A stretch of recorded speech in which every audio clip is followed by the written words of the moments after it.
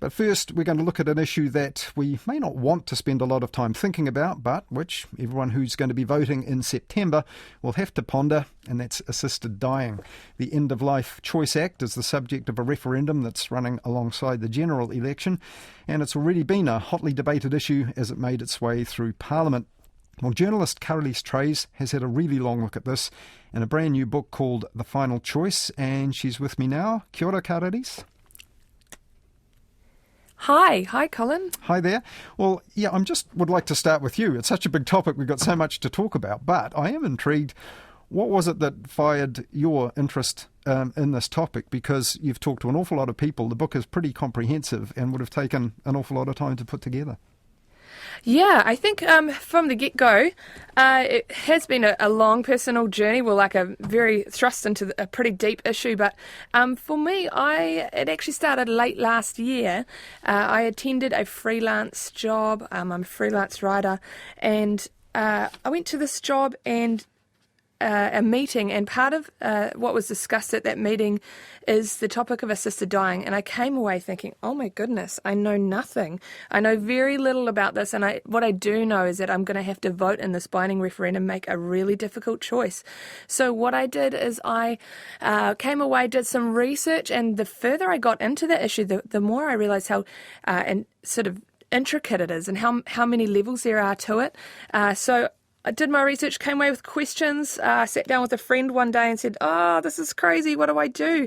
And they said, that friend said, there's so many people that would find themselves in that same position. Have you thought about taking your journalistic experience and interviewing people and turning it into a book? And I thought, wow, what a good idea. And so, that's kind of how I got here. Really, the intention of the book is to help people get a wide sort of grasp on the issues that are at play here, to get some information. I think it's hard to find good information to make sure you get you can make a good choice. So it's really to equip people to make good choices. Okay. Well, the title of it is Assisted Dying the Answer, and billed as, a hunt for the truth. I mean, did you find what you consider to be the truth, or is it indeed the answer? Oh, man, that's a big question. That's the question of the entire book. I have to say, difficult to answer that in a couple of minutes. Having embarked on the whole process, did you find out what you wanted to at the start? Yeah, I answered a lot of the questions that I had at the start. I guess suffering is a really difficult topic. It's something that when we all come into this discussion, when we come to this decision, we bring our own personal experiences of what we've seen, how other people have died, and it's a really hard thing to look through. So I guess that question of the intention is to relieve suffering, and it's something that those on both sides of this argument actually want to do, and I appreciate that. But is this an appropriate method? That's the hard thing we have to look at. It's intended for a very few number, the extreme cases probably. What I did, there was some interesting facts that I did find through the process. Questions over, who is this for, and what is it seeking to relieve? I assumed when I came into this that we would be offering this, or people that would be using this would be in extreme pain. But one of the things I found out is internationally, in the United States and some of the jurisdictions where this is legal, assisted suicide, the form of euthanasia or a form of assisted dying is legal. The motivational reasons for people using this, that one of the top reasons isn't actually pain. 90% of people over there use this because their life is not enjoyable anymore.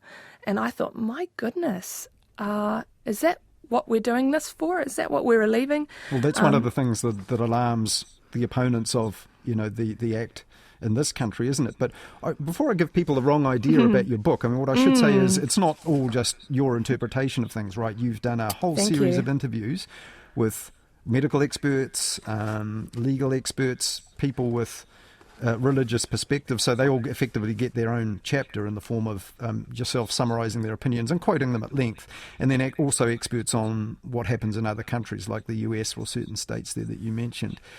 Yes. In the end, when you balance it up, there are more people in your book that are kind of opposed to the bill or the act than in favour of it. Was that by design? Was that the balance you were looking for, or was that just the way it fell once you approached all these people and decided to include them in the final book? Yeah, that's a fair question. Like, you're right. I appreciate that you just described the way that I introduce this topic and process it through the book. I have interviewed experts in the law. That was something I realised early on. I need to hear from the people that know. There's so much misinformation and so much emotion out there, and fair enough. But yes, interviewed Dr. Sinead Donnelly, palliative care Professor Roderick McLeod, people from overseas, Professor Theo Boer from the Netherlands, people that are speaking on behalf of groups of people. So Richard McLeod, he's a lawyer that's speaking on behalf of Lawyers for Vulnerable New Zealanders. There was a lot of people that have expert knowledge. How I chose the people for the book, I had to, I've got a journalist background, so I've got 10 years I worked with Fairfax Media on the ground. I know that people carry incredible amounts of information. They're the interesting elements, and what I found is a lot of my contacts came from that Justice Select Committee submissions. So as this law was going through Parliament, it went through first, second reading, went to the Justice Select Committee. People from New Zealand, across New Zealand, could speak into their thoughts on this piece of law. And the reason why I've got a mix of both sides, but the reason why I've got more that have spoken against it is because I came with that simple argument: why shouldn't we be allowed this? And 90% of those that submitted to the Justice Select Committee said that we shouldn't be voting for this law. This law is not safe and it is not appropriate. It's not an appropriate solution to suffering. So I guess that is reflected somewhat in this book, but I wanted to understand both sides, and I wanted to give a platform, a space for people to fairly and accurately share their views. And I was quite direct with people when I interviewed them. I used that journalistic skill of seeking out that truth, really addressing issues, calling them up on misinformation and saying, hey, we need accuracy here, we don't need emotion. That's kind of how I got there. But did you, Caralise, approach it with any conviction of your own, either, say, on what we might call the moral question of whether assisted dying is right or wrong, or even, whether the proposed law, the one that we will be voting on later in the year, is the right one? Yeah, and that's, again, fair question.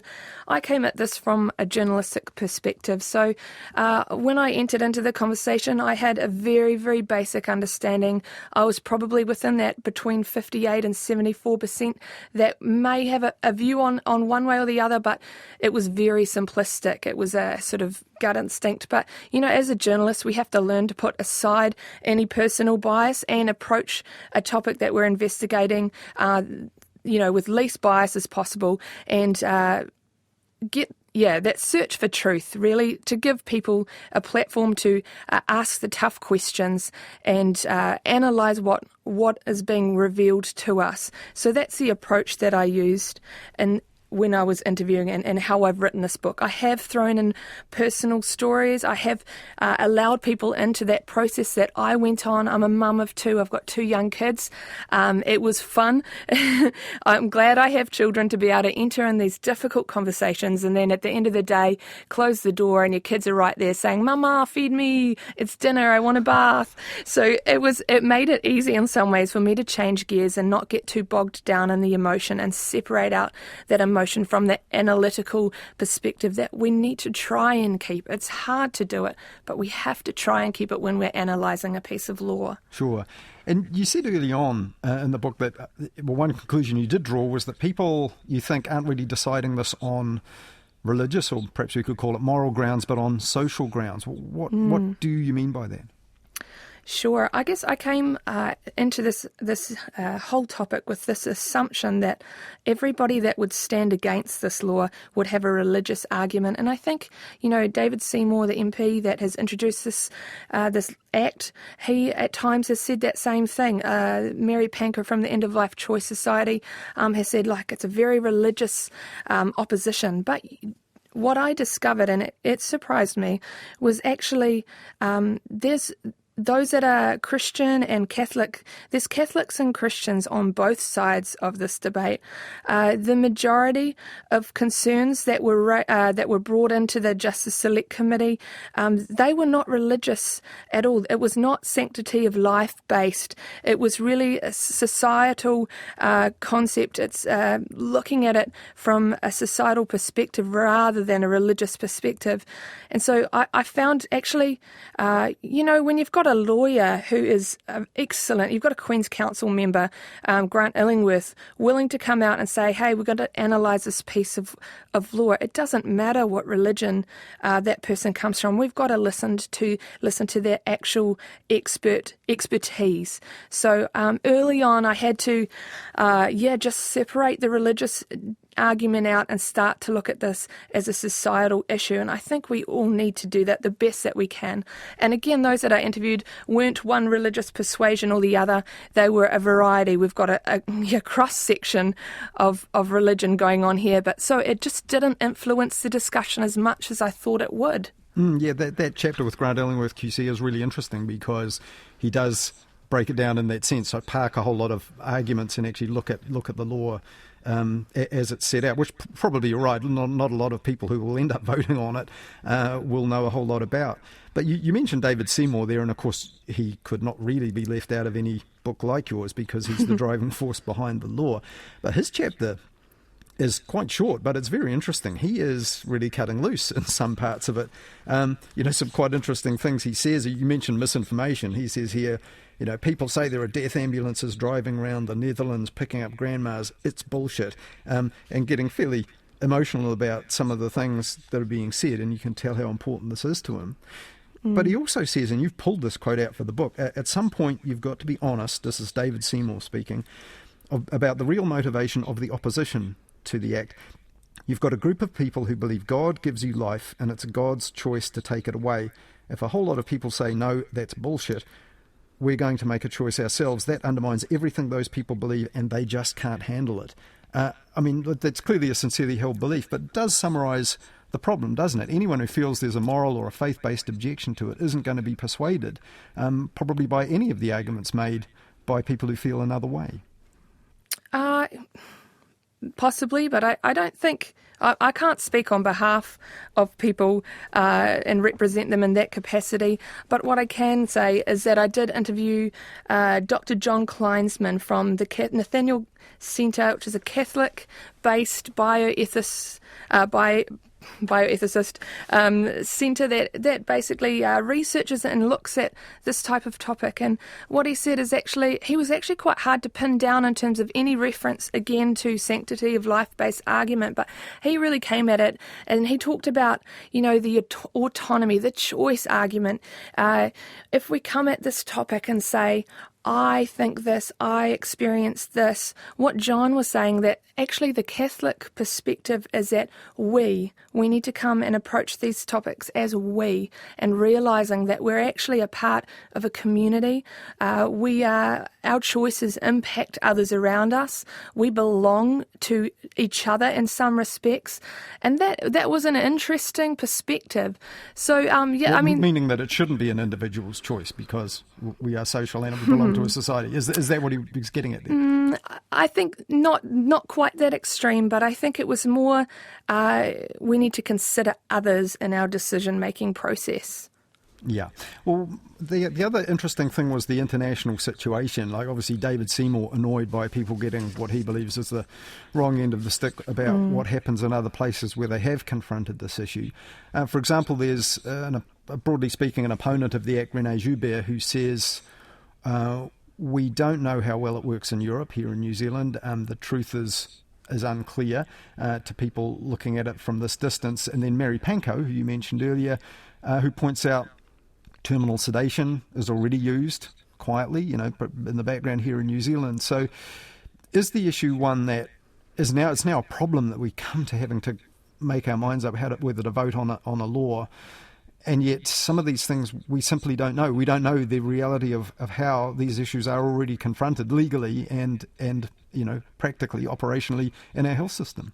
It is very complex. Again, it's important to consider the international jurisdictions that have legalised this, because that's where we're going to get an understanding of potentially what the outworking looks like. So yeah, it's a hard thing to approach. Again, in the book, I do address some of the key, at least with an interview with Jane Silloway-Smith. She's been researching this for nearly 10 years. She has given me a really broad understanding of the modifications, the different laws that are operating in the different jurisdictions. So again, excellent chapter to read to get some of that information. We do need to consider what's happening overseas. There's a lot going on. I think one of the things that David Seymour brings up is there's two things that stand out, and one of them is that no other law has been changed internationally. One of the arguments is from those that are opposed to this that, we're going to see this happen and more people are going to use it, and there's going to be a slippery slope of law change. And David comes at that and says, you know what, it's not going to happen. It hasn't happened anywhere else. But again, we need information, good information. What I found, one of the professors from the Netherlands said, actually, that's not entirely accurate. Right now in the Canadian federal government, they are considering something called a Bill C7. It's changing their law from being you must be terminal and, going to die in the foreseeable future. They are changing the law right now as we speak, because the Quebec Supreme Court has ruled against that element, that eligibility criteria over there. So actually the law is being changed as we speak. So far out, it is difficult, but there is good information out there. There is good things we need to consider. I guess another big thing for me that I found really fascinating, and that has impacted me, is the reasons why are we introducing this law. We want to relieve suffering. We want those cases of people that are dying, that are in pain, that just want to leave. They just want to go. We want to relieve that. That's the target for this. But internationally, in Oregon, 2019 research shows that the primary motivational factor, well, the most popular one, the reason for someone choosing this, 90% of people choosing this is saying that their life is no longer enjoyable. 59% are saying they're worried about being a burden on other people. And only 33% are actually in the pain, or they're afraid of the pain. So I guess it brought me back to that place of, hold on, why are we doing this? Is this safe? Is this good? Is this going to solve the problem that we're all hoping it will? And yeah, is it? Well, with that in mind, Caralise, I'll put you on the spot finally and ask, what do you think is going to happen in September? Which way will New Zealanders go? Really? I don't know. I know that right now, as we sit, but somewhere between 58 and 74% of Kiwis sit very, very sort of to the side of voting for it. But what I've also seen is that same portion of people don't know much about this. Again, a few stats: 74% of people think that this assisted dying law will mean they can turn off life support. That's already legal. There's a lot of we need to get equipped and educated. We need to search out the truth. I guess my book is a motivation. Come on, guys, we've got to find some information and make a really informed decision. This is a big decision. This is life and death. And so I just say again and again, please read the book, get good information, do your research, look past that simple information we're being presented, and really dig in. It's a huge decision for people. It's life and death for people. So it's worthy of that time and commitment. We've got 3 months to get our act together and we'll cast an informed vote on that. Caralise Trayes, the author of The Final Choice, End of Life Suffering, Is Assisted Dying the Answer? That's her new book, which is out now.